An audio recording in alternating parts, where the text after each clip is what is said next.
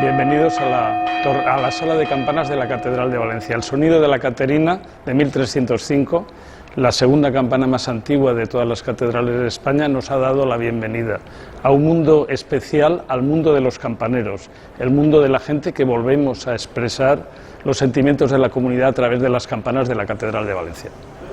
Las campanas de la Catedral de Valencia, como las de tantas otras torres, se ordenan en dos niveles. A un nivel las campanas litúrgicas, que son las que marcaban el ritmo de la ciudad, y a otro nivel las campanas de reloj, que sirven para marcar las horas, sin otra referencia.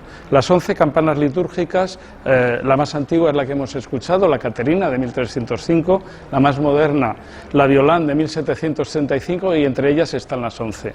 Las campanas de esta catedral tienen nombre masculino o femenino, según el sexo del santo de la advocación a la que van asociadas. La mayor, evidentemente, es la María, porque esta es la catedral de Santa María en su Asunción.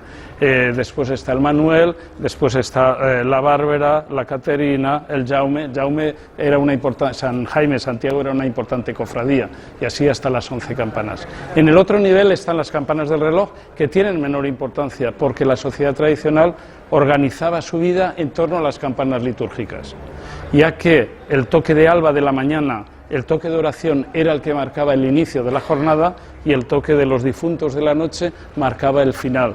En una sociedad que no había luz por las calles, que no había luz en las casas, evidentemente las campanas construían el tiempo comunitario.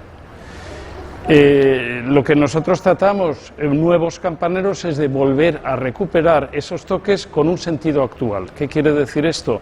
Lo que estamos tratando es de marcar los grandes momentos del año litúrgico. Aquí tocamos todas las fiestas, todas las solemnidades y todos los domingos de Adviento y de Cuaresma para las celebraciones de la catedral, de forma que estamos acompañando, transmitiendo lo que está ocurriendo en la catedral.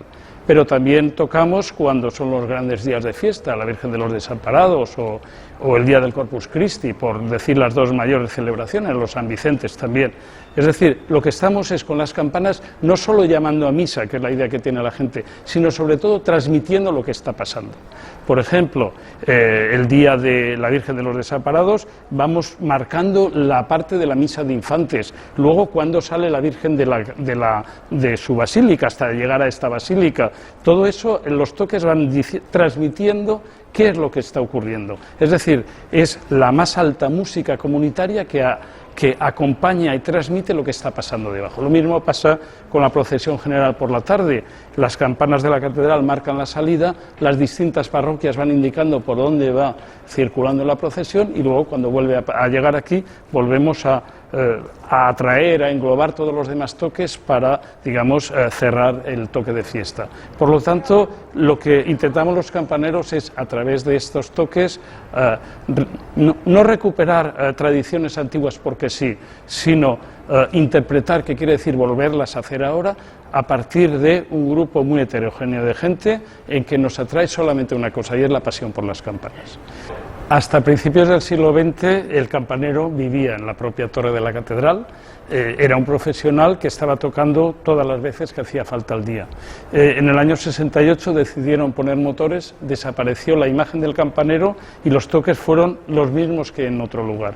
Pero en el año 88 volvimos a estas campanas, volvimos a tocar, somos un grupo para el Día de Corpus, que es el día que más campanas tocan, somos 18 personas volteando las campanas, y somos tan antiguos que continuamos tocando los toques tradicionales, los toques medievales a mano. Somos tan modernos que desde el año 96 tenemos una página web que se llama, no podía ser de otra manera, campaners.com, donde hay miles de fotografías. En este momento pasan de 80.000 las fotografías de campanas, cientos de grabaciones de toques, y es un punto de comunicación para la gente que está interesada en no solo recuperar la memoria histórica, sino sobre todo vivirla en el tiempo presente, que es lo que nos toca.